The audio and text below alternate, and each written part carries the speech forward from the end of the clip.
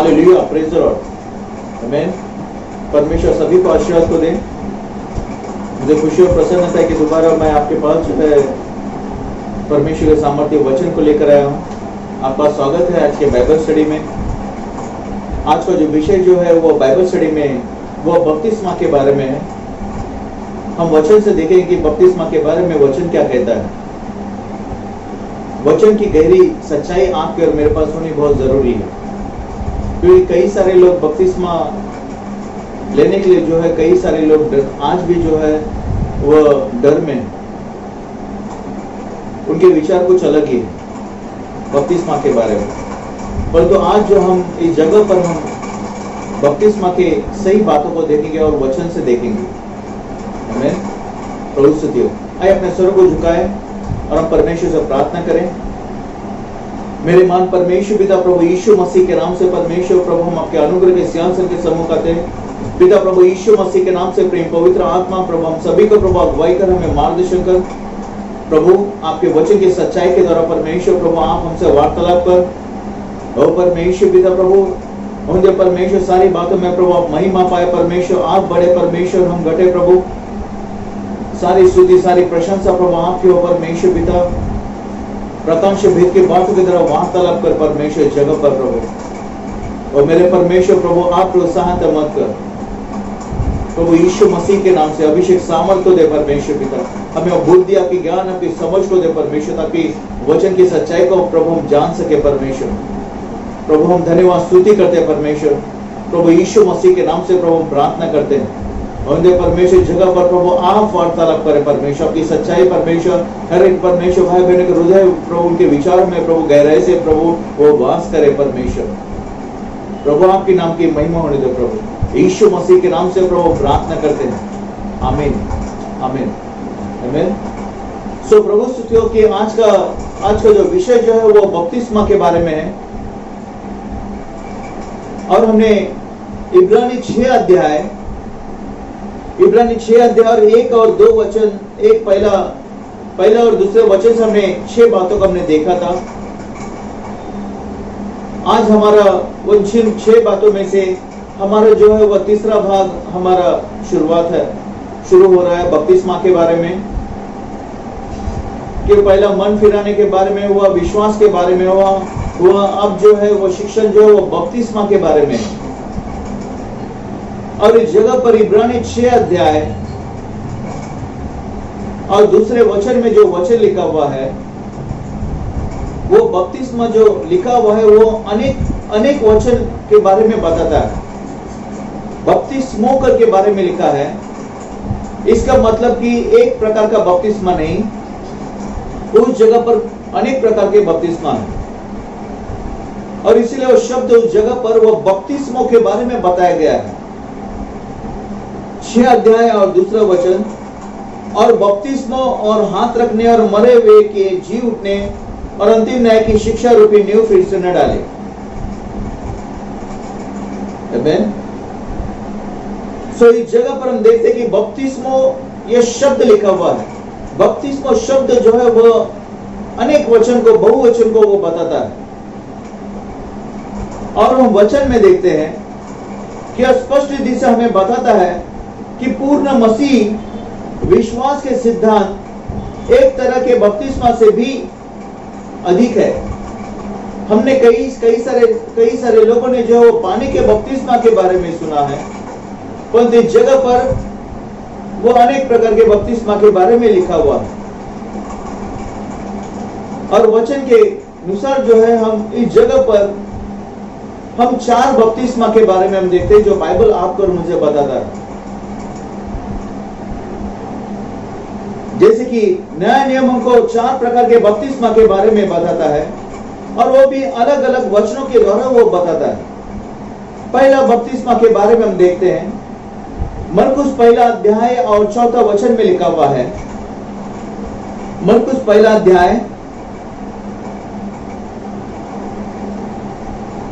और 4 वचन लिखा हुआ है।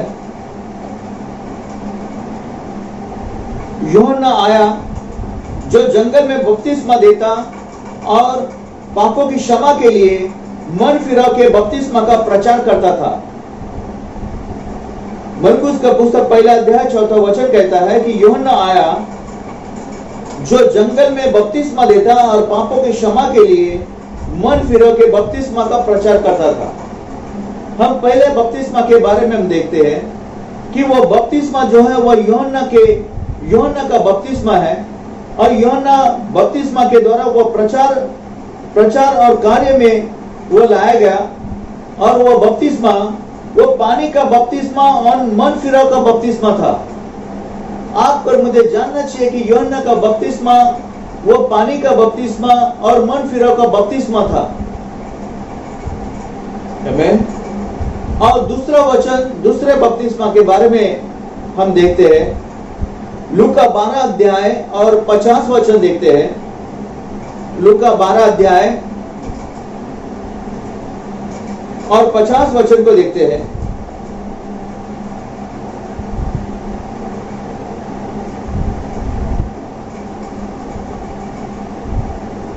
प्रभु यीशु मसीह जगह पर कहता है लूका 12 अध्याय 50 वचन में, मुझे तो एक बपतिस्मा लेना है और जब तक वह न हो ले तब तक मैं कैसी व्यथा में रहूंगा। मुझे तो एक बपतिस्मा लेना है और जब तक वह न हो ले तब तक मैं कैसी व्यथा में रहूंगा।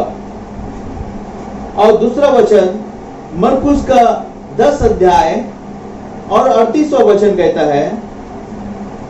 लूका 10 अध्याय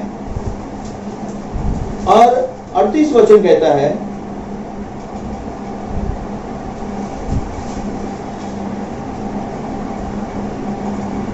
यीशु ने उनसे कहा, तुम नहीं जानते कि क्या मांगते हो।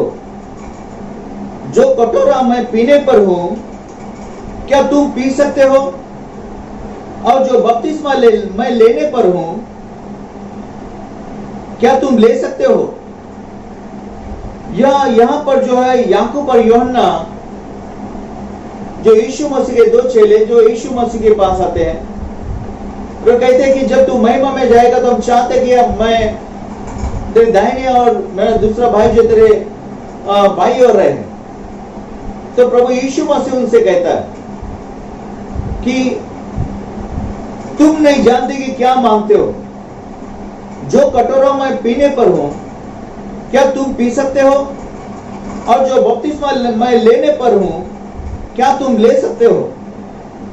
प्रभु यीशु मसीह जगह पर जो बपतिस्मा के बारे में कहता है वह जो है वह इस प्रकार का बपतिस्मा है कि इसके बारे में नए नियम में ज्यादा जानकारी नहीं दी गई है, परंतु हम उसे पीड़ा का बपतिस्मा कर सकते हैं। यह बपतिस्मा यीशु के बारे में बताता है। यह बपतिस्मा यीशु के बारे में बताता है जो पीड़ा का बपतिस्मा था। आमीन। और चौथे अपना तीसरा प्रकार का बपतिस्मा जो है वह तीसरे प्रकार का बपतिस्मा वो मत्ती 28 अध्याय जो मसीह विश्वासी लोगों को जो बपतिस्मा लेना है उसके बारे में तीसरे प्रकार का बपतिस्मा मत्ती 28 अध्याय और 19 वचन। इसलिए तुम जाओ, सब जाति के लोगों को चेला बनाओ और उन्हें पिता पुत्र और पवित्र आत्मा के नाम से बपतिस्मा दो। यह जो पानी का बपतिस्मा जो मसीही लोगों के लिए, हम विश्वासी लोगों के लिए यह बपतिस्मा दिया गया है। वापस एक बार, इसलिए तुम जाओ, सब जाति के लोगों को चेला बनाओ और उन्हें पिता और पुत्र और पवित्र आत्मा के नाम से बपतिस्मा दो। आमीन। जो विश्वास प्रभु यीशु मसीह पर विश्वास करने वाले लोग हैं उनको यह बपतिस्मा जो पानी का बपतिस्मा, यीशु का बपतिस्मा पिता पुत्र पवित्र आत्मा से जो दिया जाता है उसको लेना बहुत जरूरी है। और चौथे प्रकार का बपतिस्मा जो बाइबल में लिखा हुआ है वो प्रेरितों का पुस्तक, प्रेरितों का कार्य पहला अध्याय,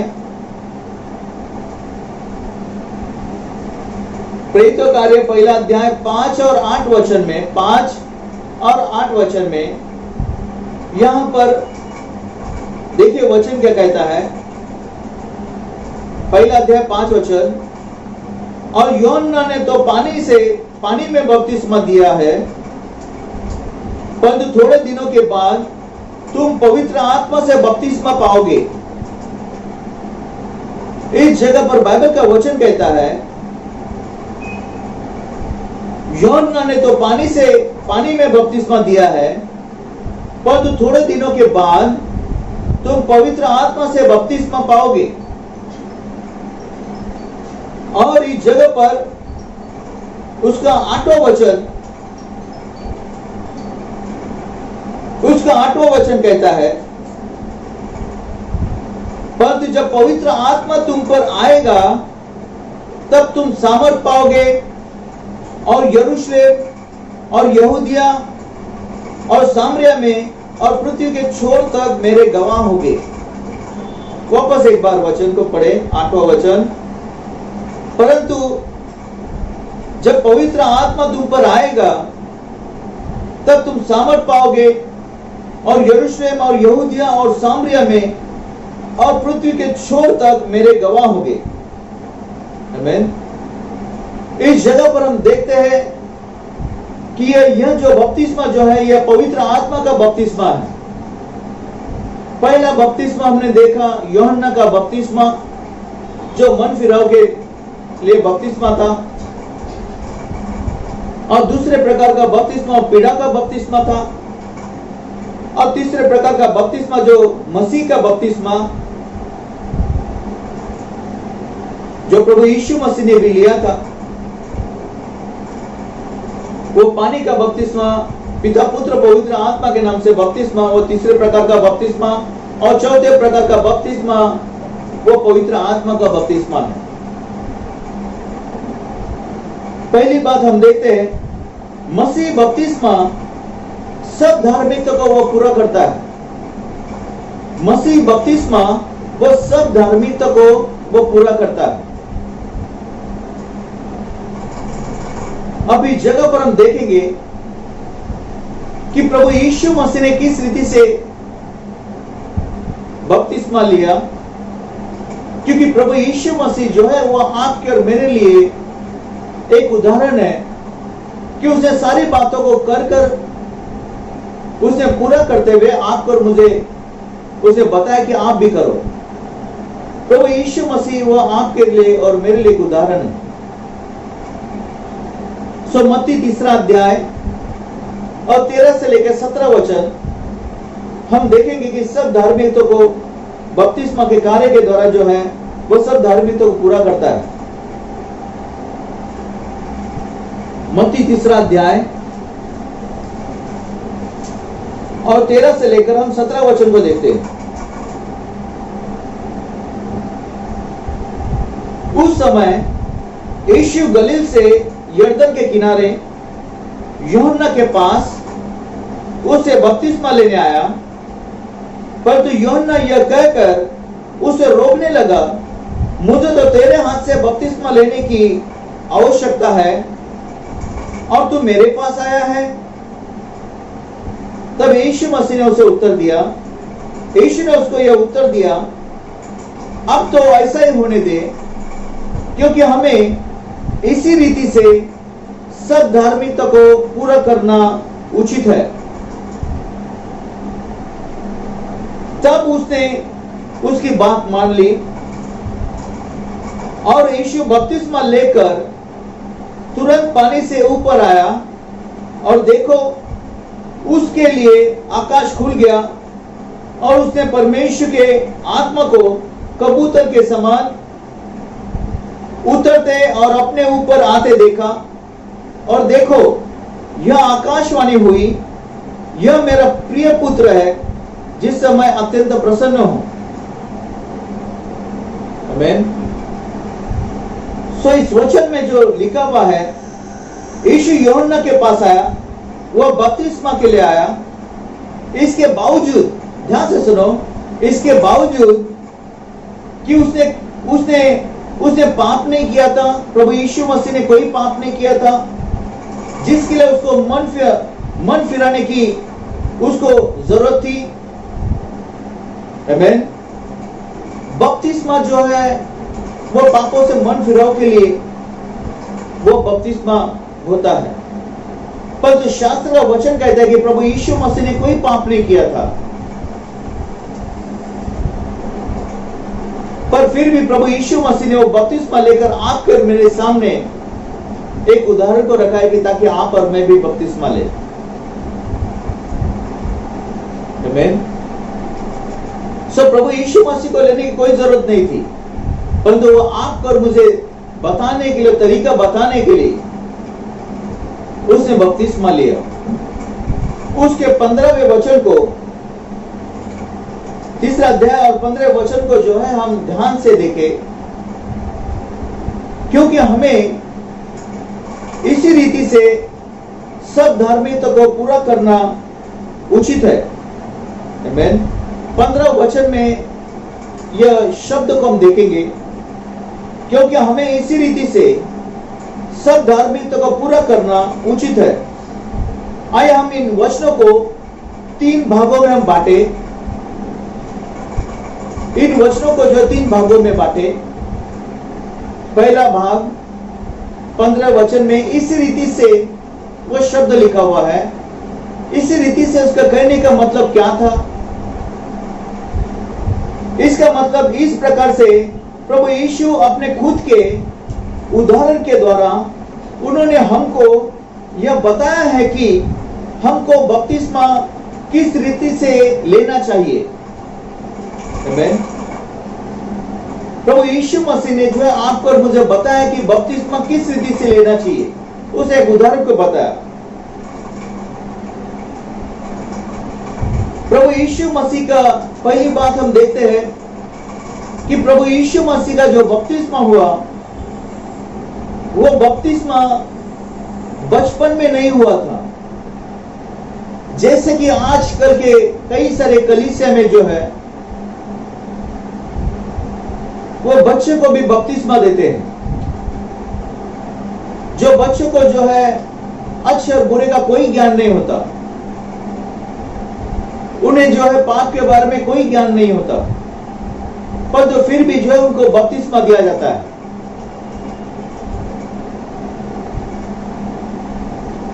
पर तो हम इस जगह पर देखते हैं कि प्रभु यीशु मसीह ने जो बपतिस्मा लिया वो बचपन में नहीं लिया था। लूका 3 अध्याय और 23वां वचन कहता है, लूका 3 अध्याय और 23वां वचन,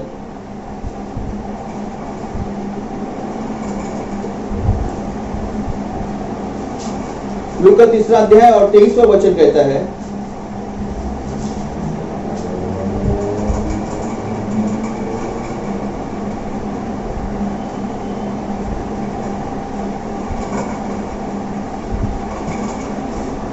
जब यीशु आप उपदेश करने लगा तो लगभग 30 वर्ष की आयु का था और यूसुफ का पुत्र था और वह एली का। आमीन। सो उसके पहले अगर उसके 21 और 22वें वचन को देखें तो प्रभु यीशु मसीह जगह पर बपतिस्मा लेकर वह बाहर आया और 23वें वचन में वह लिखा हुआ है कि प्रभु यीशु मसीह जब उपदेश करने लगा तो लगभग उसका उम्र जो है वह 30 वर्ष का था। 30 वर्ष की आयु में उसने प्रभु यीशु मसीह ने बपतिस्मा लिया। आजकल अगर देखा जाए तो हमारे गवर्नमेंट के कानून के अनुसार 18 वर्ष के बच्चे लोग जो है अच्छे समझदार होते हैं, उनको अच्छे बुरे का ज्ञान होता है, उन्हें जो है गलत क्या है सही क्या है उनको जानकारी होता है। उन्हें ऐसे व्यक्ति जो है वो बपतिस्मा ले सकते हैं, परंतु बच्चे जो है बच्चों को बपतिस्मा नहीं दिया जाता। आमीन। जो प्रभु यीशु मसीह ने जो तरीका अपनाया है, वही तरीका आपको और मुझे भी अपनाना बहुत जरूरी है। दूसरी बात हम प्रभु यीशु मसीह में देखते हैं कि 3 अध्याय और मत्ती 3 अध्याय और 16वें वचन में,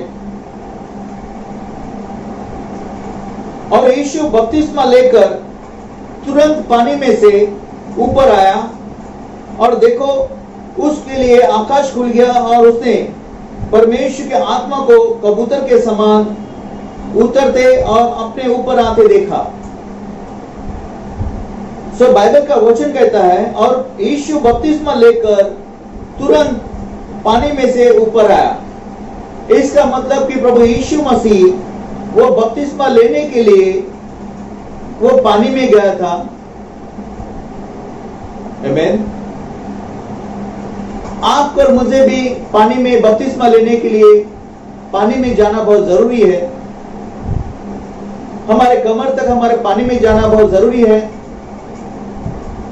जहां पर हमें जो है वो डुबाया जाता है कुछ क्षण के लिए। वैसे आपको और मुझे भी पानी में जाकर आपको और मुझे आना बहुत जरूरी है। यह परमेश्वर के सेवकों के द्वारा जो है वो बपतिस्मा लिया जाता है। आमीन। इस जगह पर प्रभु यीशु मसीह ने आपको और मुझे रीति बताया कि प्रभु यीशु मसीह ने 30 के उम्र के 30 वर्ष में उसने बपतिस्मा लिया। आपको और मुझे भी जो समझदार होते हैं, जैसे कि 18 साल में समझदार होते हैं, तो आप बपतिस्मा ले सकते हो। और दूसरी बात, आपको और मुझे पानी में कमर तक पानी में जाकर आपको और मुझे कुछ क्षण के लिए पानी में डुबोना है और फिर बाद में पानी में से बाहर आना है। इस रीति से आपको और मुझे बपतिस्मा लेना है। 15 वचन के अनुसार दूसरा शब्द हम देखते हैं, यही उचित है। प्रभु यीशु मसीह का कहने का मतलब क्या है? यही उचित है। यह वाक्य सूचित करता है, यह सूचित करता है कि जो लोग यीशु के पीछे चलेंगे उनको बपतिस्मा लेना उचित है, जो परमेश्वर के द्वारा नियुक्त किया गया है। यह उचित है शब्द का मतलब क्या है? कि जो लोग प्रभु यीशु मसीह के पीछे चलते हैं उनको बपतिस्मा लेना उचित है, जो परमेश्वर के द्वारा ठहराया गया है। कई सारे व्यक्ति जो रुके रहते हैं, वह डर के मारे उन्हें लगता है कि नहीं, हमें बपतिस्मा लेने में हमें थोड़ा डर लगता है, क्योंकि बपतिस्मा लेने के बाद तकलीफ आता है। तकलीफ तो वैसे भी आएगी, क्योंकि अंतिम दिनों में जो है हर एक मसीह लोगों पर वह तकलीफ आने वाला है। और प्रभु यीशु मसीह ने जगत के अंत के बारे में लिखा हुआ है, उसमें सारी बातें लिखी हुई है। तकलीफ तो आने वाला है। प्रभु यीशु मसीह ने कहा, अगर हरे के साथ में होता है तो सूखे के साथ में क्यों ना कुछ होगा। अगर मुझे तकलीफ दिया है तो तुम्हें भी तकलीफ देंगे। अगर मेरी सुनी है तो आपकी भी सुनेंगे। यह बपतिस्मा का कार्य परमेश्वर के द्वारा ठहराया गया है, तो आपको और मुझे भी बपतिस्मा लेना बहुत जरूरी है। आमीन। तीसरी बात हम देखते हैं, सब धार्मिकता को पूरा करना है। 15 वचन में, 3 अध्याय 15 वचन में जो शब्द लिखा हुआ है, सब धार्मिकता को पूरा करना है। अब इस जगह पर जो है रोमियो 1 अध्याय और 17 वचन में देखते हैं। रोमियो का पुस्तक 1 अध्याय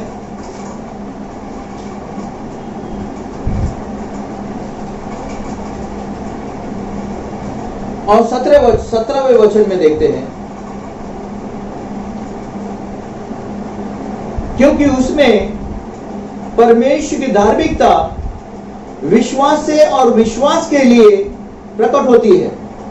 जैसा लिखा है, विश्वास से धर्मी जन जीवित रहेगा। आमीन। सो बाइबल का वचन कहता है क्योंकि उसमें परमेश्वर की धार्मिकता विश्वास से और विश्वास के लिए प्रकट होती है। धार्मिकता जो परमेश्वर की सच्चाई पर, धार्मिकता का जो सुसमाचार की सच्चाई पर विश्वास से होता है, और विश्वास किन बातों पर? सुसमाचार के ऊपर। और सुसमाचार क्या है? प्रभु यीशु मसीह मेरे पापों के लिए मारा गया, गाड़ा गया, फिर से जी उठा है। यह कार्य जो है हमने अंदरूनी तौर से हमने विश्वास किया है, परंतु बपतिस्मा के द्वारा हम उसे बाहरी तौर से उसको, वो कार्य के द्वारा उसको पूरा करते हैं। विश्वास तो पहले ही कर चुके हैं, परंतु कई सारे व्यक्ति जो कार्य करने के लिए वो रुके रहते हैं। बपतिस्मा के द्वारा जो है हम वो कार्य को वो प्रकट करके बताते हैं।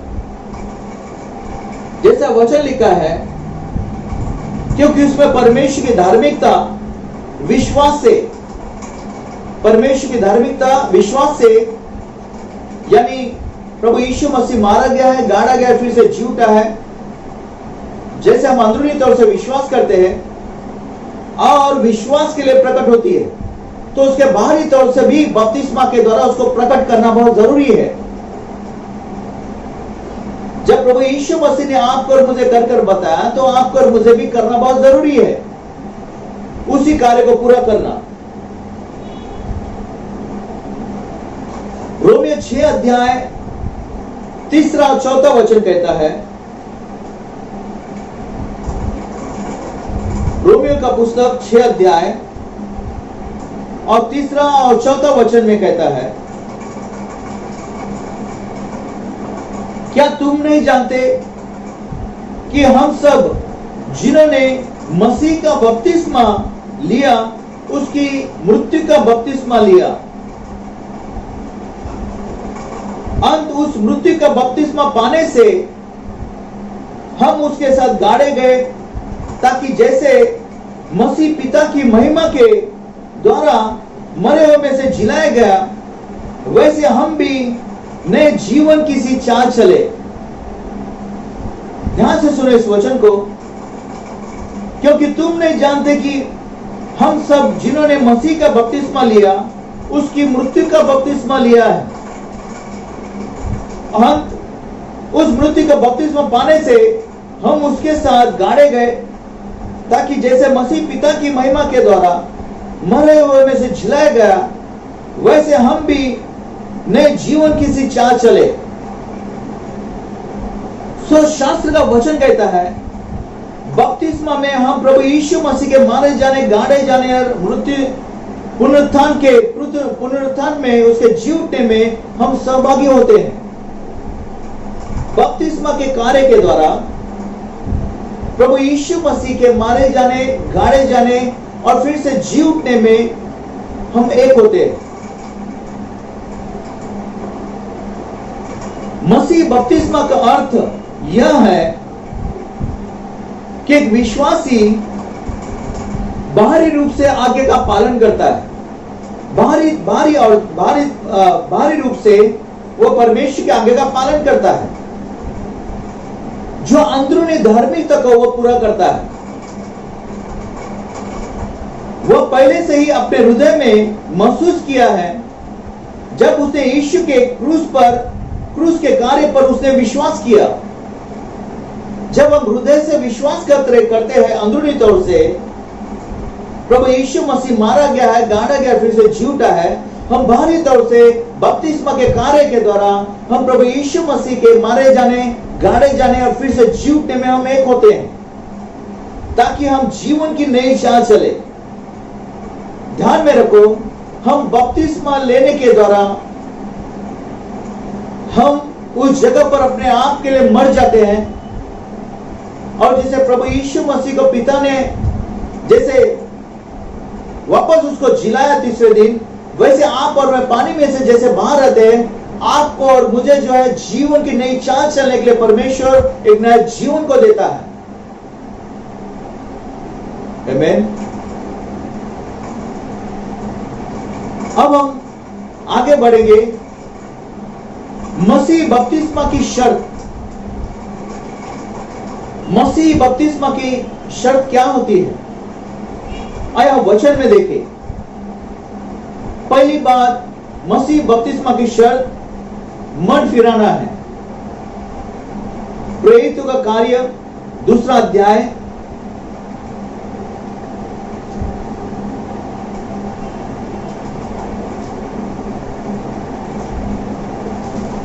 प्रेरितों का कार्य 2 अध्याय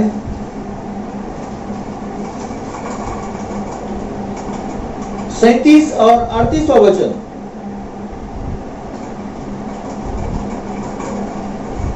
आमीन।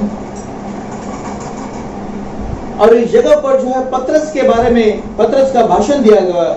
पतरस जो है वो परमेश्वर के वचन को लोगों को बताता है। 37 और 38वां वचन। तब सुनने वालों के हृदय वह जीत गए और वे पतरस और शेष बाकी प्रेरितों से पूछने लगे, हे भाइयों हम क्या करें? हे भाइयों हम क्या करें?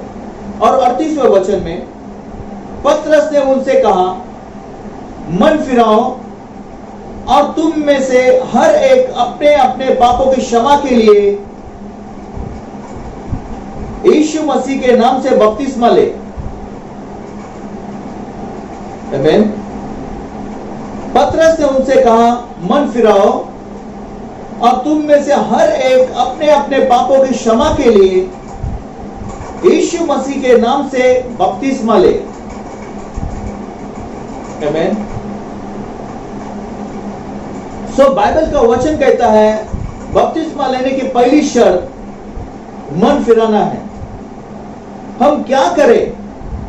इस सवाल के जवाब में पतरस यहां पर 2 साफ और निश्चित आज्ञा देता है। पहली आज्ञा पश्चाताप और बाद में बपतिस्मा। पहली आज्ञा पश्चाताप और बाद में बपतिस्मा। पश्चाताप बपतिस्मा के पहले आना चाहिए। पश्चाताप हमेशा बपतिस्मा के पहले आना चाहिए। बपतिस्मा एक बाहरी चिन्ह है, एक अंदरूनी बदलाव का जो पश्चाताप करने के द्वारा पाया है। बपतिस्मा एक बाहरी चिन्ह है, एक अंदरूनी बदलाव का जो पश्चाताप के द्वारा पाया है। आमीन। तो बपतिस्मा लेने के पहले पहली शर्त क्या होनी है कि हर एक व्यक्ति मन को फिराना है अपने बुरे कामों से, अपने पापमय जीवन से, घृणित ऐसे पापों से आपको और मुझे मन फिराना है। और मन फिराते हुए आपको और मुझे बपतिस्मा लेने के लिए जाना है। दूसरी शर्त क्या होनी चाहिए? विश्वास करना। आमीन। मसीह बपतिस्मा की दूसरी शर्त जो है वो बाइबल में लिखा हुआ है। मरकुस का पुस्तक 16 अध्याय, मरकुस 16 अध्याय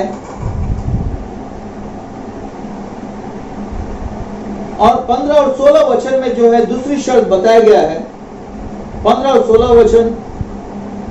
और उसने उनसे कहा, तुम सारे जगत में जाकर सारी सृष्टि के लोगों को सुसमाचार प्रचार करो। जो विश्वास करे और बपतिस्मा ले उसी का उद्धार होगा, परंतु जो विश्वास न करेगा वो दोषी ठहराया जाएगा। मसीह बपतिस्मा की दूसरी शर्त।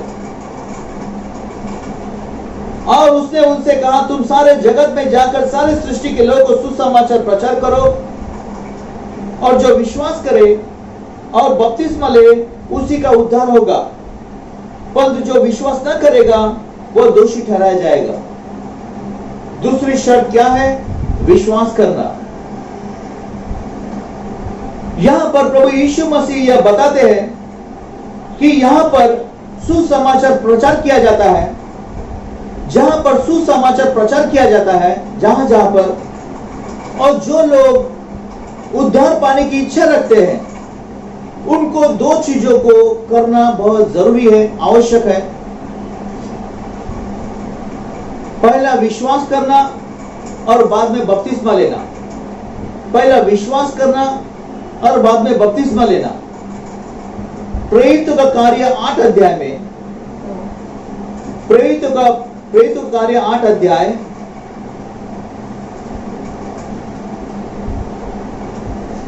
और 36 से लेकर 38वां वचन,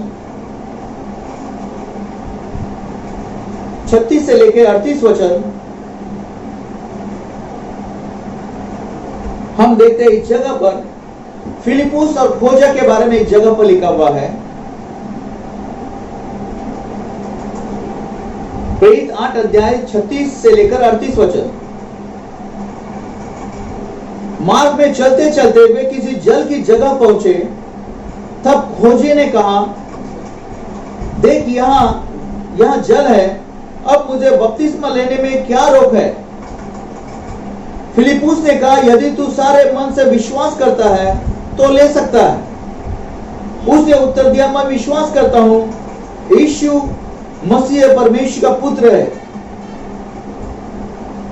तब उसने रथ खड़ा करने की आज्ञा दी और फिलिपुस और खोजा दोनों जल में उतर पड़े और उसने खोजे को बपतिस्मा दिया। प्रभु के घर में जो कई सारे खोजों ने भी विश्वास किया है, आमीन, प्रभु यीशु मसीह पर, उन्होंने भी बपतिस्मा लिया है। और उस समय में कई सारे राजाओं के पास जो है सेवा कार्य के लिए खोजे लोग भी हुआ करते थे, उनमें से एक खोजा था। आमीन। सो बाइबल का वचन कहता है, फिलिपुस ने खोजे से कहा कि अगर तू पूरे मन से विश्वास करता है। फिर खोजे ने कहा, मैं विश्वास करता हूं कि यीशु मसीह परमेश्वर का पुत्र है। हम यह देखते हैं कि एक व्यक्ति, हम यहां पर हम देखते हैं कि एक व्यक्ति जो मसीह का बपतिस्मा लेना चाहता है, उसे पहले विश्वास करना है कि यीशु मसीह परमेश्वर का पुत्र है। कई सारे व्यक्ति जो है वो विश्वास नहीं करते यीशु मसीह परमेश्वर का पुत्र है। आमीन। जैसे कई सारे सेवा कार्य करने वाले लोग भी हैं, हमें उनसे बचे रहना है। जैसे यहोवा विटनेस वाले से यहोवा के बारे में कहते हैं और प्रभु यीशु मसीह और पवित्र आत्मा के बारे में नहीं बताते हैं, उनसे बच के रहना है। कई सारे जगह पर ओनली जीसस है और सिर्फ यीशु मसीह के बारे में कहते हैं, वो पिता के बारे में, पवित्र आत्मा के बारे में नहीं बताते हैं। तो इससे भी आपको और मुझे बचना है, बचे रहना है। आमीन। तो शास्त्र का वचन कहता है कि हम यह देखते हैं कि एक व्यक्ति जो मसीह का बपतिस्मा लेना चाहता है, उसे पहले विश्वास करना है कि यीशु परमेश्वर का पुत्र है। बपतिस्मा के लिए पहली दो शर्त क्या होनी है? बपतिस्मा के लिए पहली दो शर्त क्या होनी है? मन फिराना और विश्वास करना। इब्रानी 6 अध्याय पहले और दूसरे वचन में भी यही बात लिखा हुआ है। इब्रानी 6 अध्याय जो हमारे शिक्षण का जो मूल वचन है, ये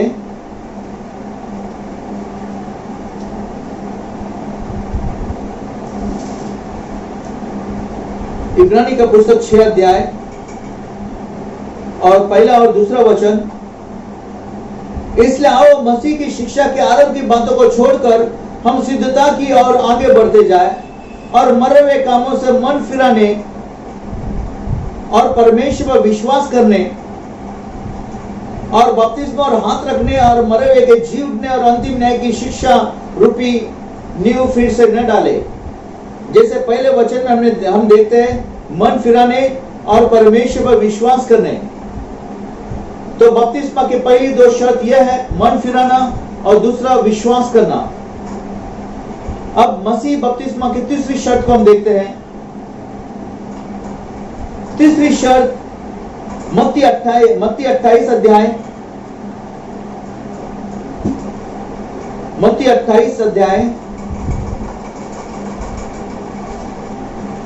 19 और 20 वचन को देखें।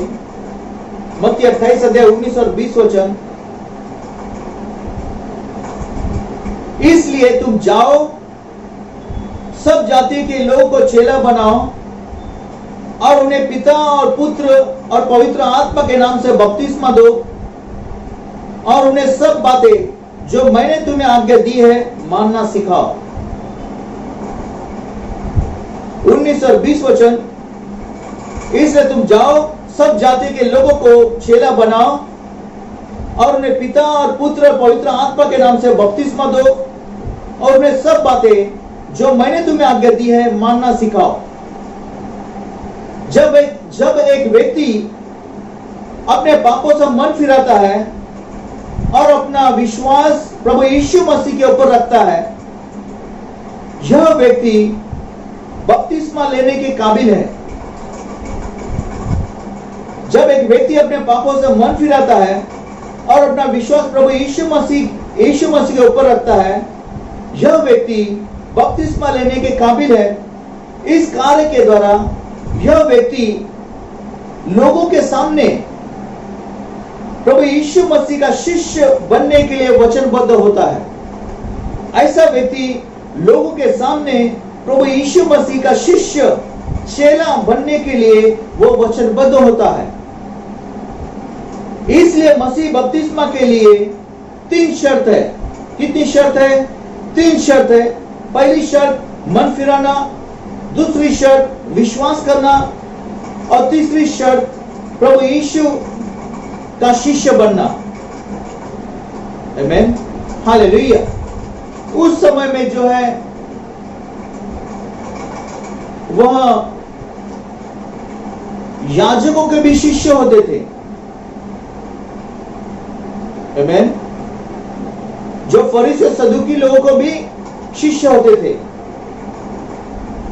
परंतु आपको और मुझे और किसी का नहीं, परंतु प्रभु यीशु मसीह का शिष्य बनना है और उसके बताए हुए मार्गों पर चलना है। आमीन। सो परमेश्वर आप सभी को आशीर्वाद को दे।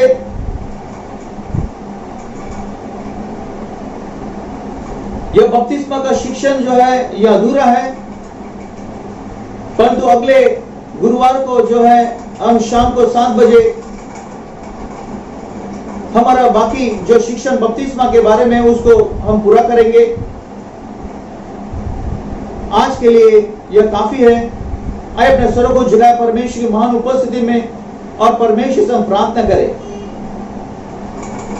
मेरे महान परमेश्वर पिता प्रभु यीशु मसीह के नाम से परमेश्वर प्रभु, जैसे हमने परमेश्वर आपके सामर्थ्य आपके वचन को प्रभु हमने भाई बहनों से बांटा है परमेश्वर पिता, प्रभु यीशु मसीह के नाम से प्रेम पवित्र आत्मा प्रभु होने दे प्रभु। इस वचन का बीज परमेश्वर हर एक व्यक्ति के अच्छे भूमि में परमेश्वर उनके हृदय में प्रभु बोझ जाए परमेश्वर। वो प्रकाश भेद की बातों की तरह वार्तालाप करे परमेश्वर, और हर एक व्यक्ति परमेश्वर पिता वह बपतिस्मा परमेश्वर पिता जिन्होंने नहीं लिया परमेश्वर उस कार्य को पूरा करने में परमेश्वर वह पहल करे परमेश्वर।